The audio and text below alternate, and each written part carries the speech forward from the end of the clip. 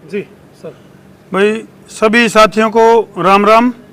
और भाई आज की अगर मैं बात करूं तो देसी पत्रकार कर्मों की आज तारीख थी और हमारा जो एडवोकेट्स का जो पैनल है, जो लीगल पैनल है, वो हमारे साथ मौजूद है। सबसे पहले तो बधाई के पात्र हैं हमारी जो लीगल टीम है, एडवोकेट संदीप राठी जी। भाई साहब बहुत बहुत धन्यवाद, क्योंकि बहुत बड़े सवाल थे कई सारे जो मुंह भाई खड़े थे। भाई आज करमू भाई की आज तारीख थी, सुनवाई थी, तो बेल लगाई गई, क्या उसमें जो है बेल मिली कि नहीं मिली, क्या करमू जेल तक बाहर आओगा कि भीतरे रहोगा, कई सारे सवाल हैं और उनके जवाब आज तक तो हम तो जवाब मांगा करते, लेकिन आज जो है वो एडवोकेट साहब हैं और इनकी जो पूरी की पूरी टीम है, उनसे आप जवाब मांगो कि भाई किस तरह की जिरे चली है अंदर और किस तरह का माहौल रहा है। और करमू भाई जो जेल में है कई दिनों से, लगभग उनको हिरासत में लिया गया था 19 तारीख को, और आज तारीख कितनी हो गई, 28 28 तारीख तक जो है करमू भाई केवल इस कसूर में बंद हैं। अभी जस्टिस की आवाज़ उठाई थी उन्होंने, कसूर सिर्फ इतना था, तो उस कसूर की क्या 66 है बना है कि नहीं बना है, वो हमारा जो पैनल है वो बताओगा। जी वकील साहब बताइएगा, क्या पूरा क्या मामला था और किस तरीके से धारा लगाई गई थी, क्या इसके पीछे किस तरीके जो है कुछ अलग मंसूबे थे। आप सभी को, अभी सभी दर्शकों को मेरा नमस्कार।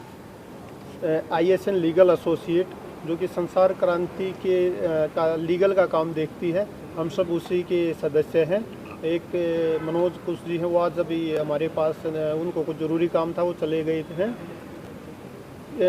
18 तारीख को 178 FIR दर्ज की गई थी जो विभिन्न धाराओं में थी, कुछ IT के एक्ट के भी थे में। उसमें 19 तारीख को करमू जी को बुलाया गया था और 20 तारीख को इनको अरेस्ट डाली गई इनकी, और 21 तारीख को इनको कोर्ट में पेश किया गया था। और पेश करते वक्त उसमें एक 66 FB द्वारा जोड़ी गई थी।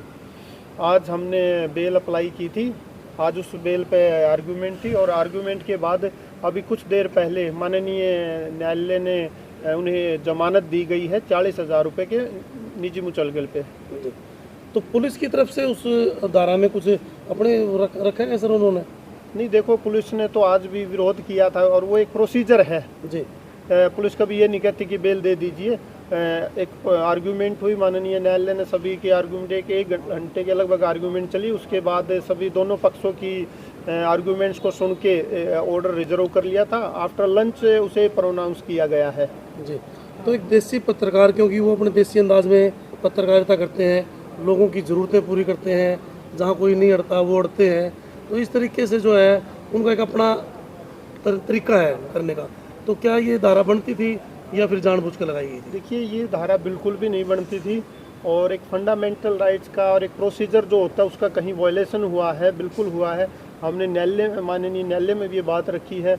उनको पहले नोटिस दिया जाना चाहिए था, उनको बुलाना चाहिए था, उनका रिप्लाई लेना चाहिए था, और उसके बाद शायद 66 जो टेररिज्म की है वो तो बिल्कुल भी कहीं भी नहीं बनती थी उसमें। शायद इसीलिए कि एक ज़्यादा दिन वो जेल में रह सके, इसी वजह से, इसी मेरी अपना मानना, इसी मंशा से धारा लगाई गई थी। करनाल में भी ऐसा हुआ। करनाल में जो कनेक्टर थे, ड्राइवर थे, बेचारे 15-20 दिन से जो है लगे हुए थे अपनी मांगों, उनकी कोई सुनवाई नहीं करता। करमू ने जाकर के उनकी सुनवाई करवाई। वो बूढ़े बुजुर्ग जिनकी पेंशन जो बिल्कुल एंड पॉइंट पे थे, उनको कुछ सुनने वाला था, उसके बावजूद भी वहाँ भी एक जो पर्चा दर्ज कर दिया कि भाई आपने उसके खिलाफ जो है सरकारी काम में बाधा डाली है। हाँ जी, बिल्कुल। हमारे संज्ञान में एक मामला आया है कि FIR और दर्ज की गई है। अभी पूरे तथ्य नहीं आए हैं, और जो आज जमानत हुई है उसका भी एक डिटेल ऑर्डर नहीं आया है, तो उसको पढ़ने के बाद ही हम और कुछ उस पर कहेंगे। और बाकी अभी प्रवीण शर्मा जी हैं जो हमारे साथी हैं, ये आगे ये बताएंगे आपको इस और डिटेल। जी नमस्कार। जी वकील साहब, तो वकील साहब किस तरीके से देखते हैं जो ये वाक़या हुआ है? सर, इस प्रकार की धाराएं लगाना कहीं ना कहीं ऐसा लगता है कि फोर्थ पिलर ऑफ डेमोक्रेसी के ऊपर आघात पहुंचाना है। कहीं साफ मंशा नहीं थी पुलिस प्रशासन की, धाराएं गलत तरीके से लगाई गई। सॉफ्ट कॉर्नर देखा गया पत्रकारों को, भी ये एक नहीं है या इनकी संख्या कम है, तो एक अच्छा खास बात ये है 30-35 लोगों के ऊपर भी पर्चा दर्ज है, लेकिन कर्मों को टारगेट बनाया गया, भाई कर्मों को बिठा लो सब सीधे हो जाएंगे, ऐसी स्थिति बनाई गई। कई बार पुलिस प्रशासन अपनी सीमाओं को लांघ जाता है। जब पुलिस प्रशासन अपनी सीमाओं को लांघ जाता है तो तभी हम अपने राइट्स को लेने के लिए न्यायालय की दरवाजे पर आते हैं। जी और न्यायालय हमेशा ही न्याय करता है, जैसा कि आज हुआ है। और करमू बाई की बेल मंजूर हो गई है, तो पुलिस की मंशा जो है वो तो दिखाई दे ही गई। क्या माननीय न्यायाधीश ने उनसे पूछा कि क्या सोच करके लगाएंगे?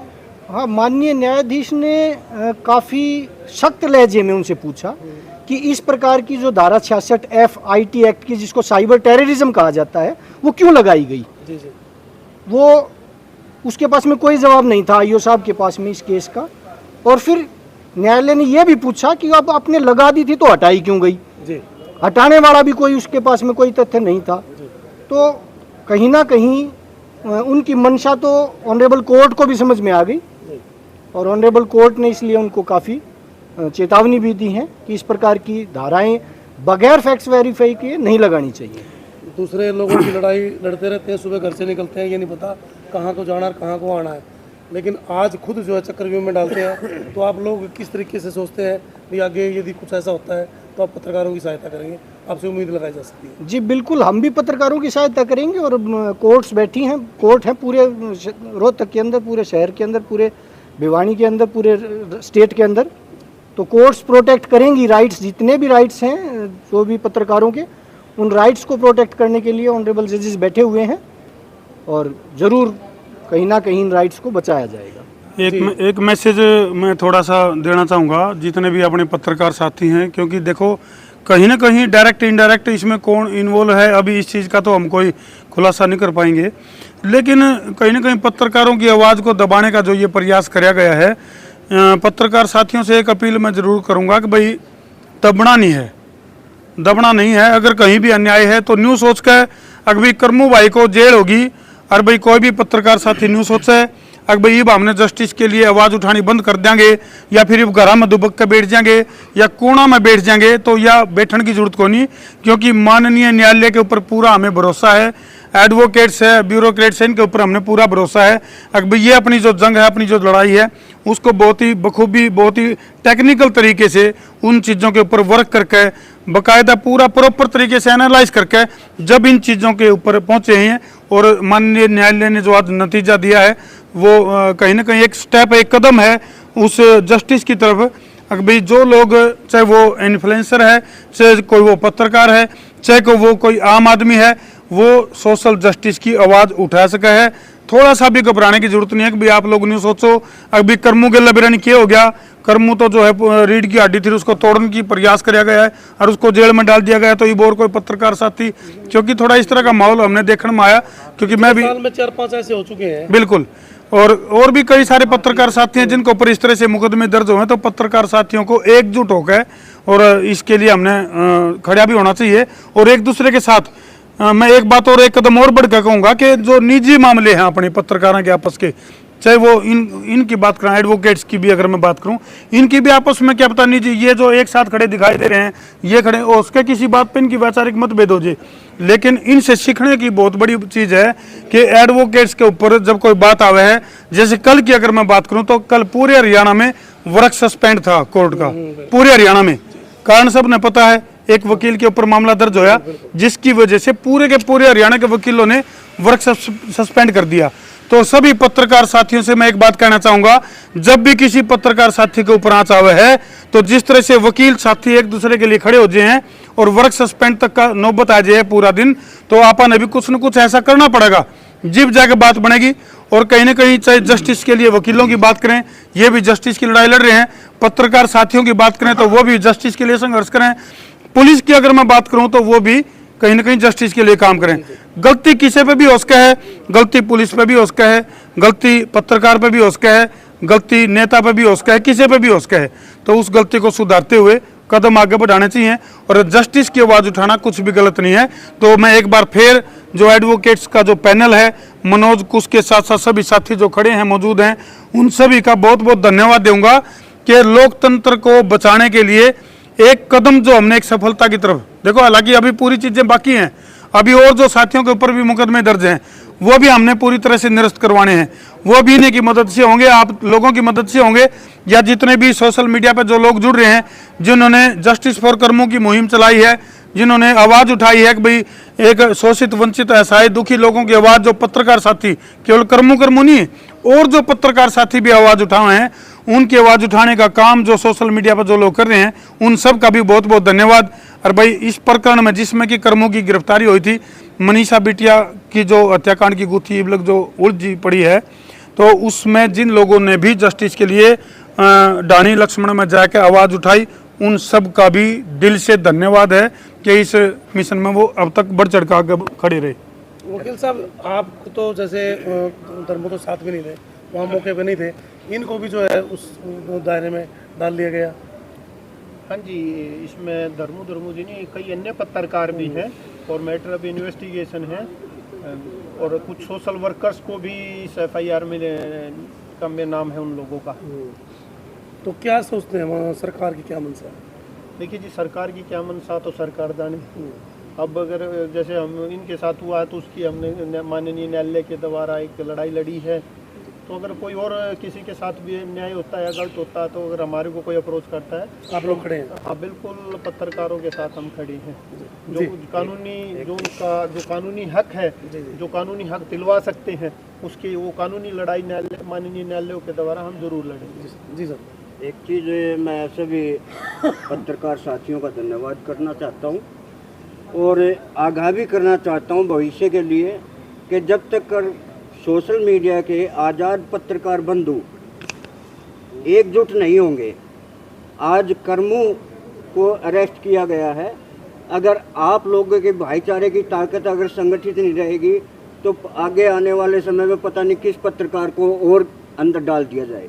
तो मैं सभी पत्रकार साथियों से अपील करना चाहता हूं कि वो भी अपना एक संगठन बना के मजबूत पैरवी करें, ताकि संगठन पर कोई भी झूठी धारा लगाकर संगठन को, पत्रकार संगठन को परेशान करने की हिम्मत ना करे। और इसमें मैं एक बात और कहना चाहता हूँ, पत्रकार साथियों को भी एक अपनी लाइन का पता होना चाहिए। कई बार पत्रकार साथी भी उस लाइन को क्रॉस कर जाते हैं, थोड़ा सा बिल्कुल, तो इस विषय पे भी एक मंथन होना चाहिए। जी सर, जी।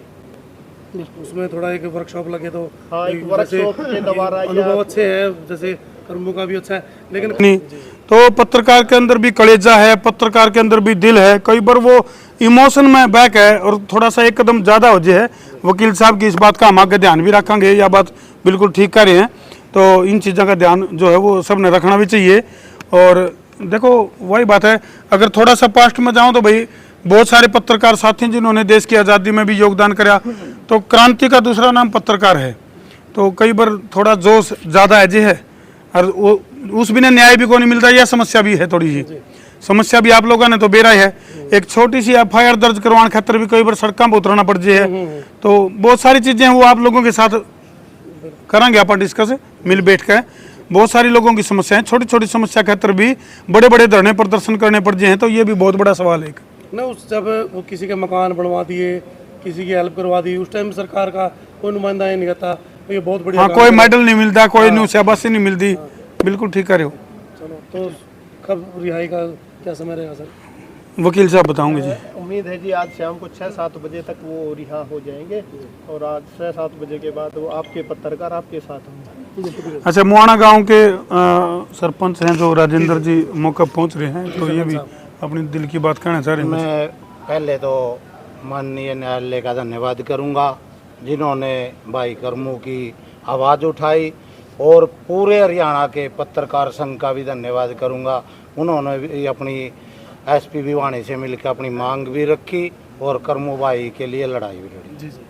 और सरकार से मैं कहना चाहूँगा, जो सरकार में सांगुर बाबा बैठे हैं नहीं, उन पे चाबुक कसे, ना कि पत्रकारों पे जो बढ़िया आवाज़ उठा रहे हैं, बढ़िया सिस्टम कर रहे, उनकी बजाय जो सांगुर बाबा बैठे हैं नहीं, सरकार उन सांगुर बाबा को संभाले, उन पे अंडर चलाए सरकार। और जो लॉबी CM साहब की नीचे है, वो लॉबी उसको कई केसों में, इस केस में भी वो ही गुमराह कर रही थी, उस लॉबी को भी CM साहब ने बदल देना चाहिए। क्योंकि हरियाणा में सरकार आई है तो नायब सैनी के बल पर आई है, ना कि उसके BJP की सरकार नहीं आई है, नायब सैनी के बल पर आई हूँ। मैं कांग्रेसी हूँ, जो बात है मैं कांग्रेसी हूँ, आपके कैमरे के माध्यम से कह रहा हूँ। लेकिन उनने जिस तरह लोगों ने विश्वास से देके विश्वास जताया। और सरकार ले आए हैं, उस विश्वास पे सीएम साहब ने खरे उतरना चाहिए, क्योंकि सरकार एक कानून की भी और समाज की भी एक रीढ़ की हड्डी होती है। और मुख्यमंत्री के पास तो गृह मंत्रालय भी है। जी जी गृह मंत्रालय उसने खुद आंख खोल के ये देखना चाहिए इसमें कमी कहाँ है, सिस्टम सुधारना चाहिए। और मैं माननीय न्यायालय का और पत्रकार साथियों का दोबारा धन्यवाद करता हूं। रहे हैं उनके ना आधा घंटा 20 मिनट भाषण दे के रील बना के चले जाया करें, नाम उन्हें के आए जो डटे रहा करें। तो वह करमू भाई भी भाई आज हमारा भाई बाहर आ गया और बहुत खुशी है। और ऐसे भाई बिरले होया करें जो आवाज़ उठाया करें। और तारा भी बहुत बहुत धन्यवाद पत्रकार साथियों का। एकता बनाए रखो, नू नहीं कि भाई चार ओडे चार नेरी, सब एकता बनाए रखो, एकता में ताकत है।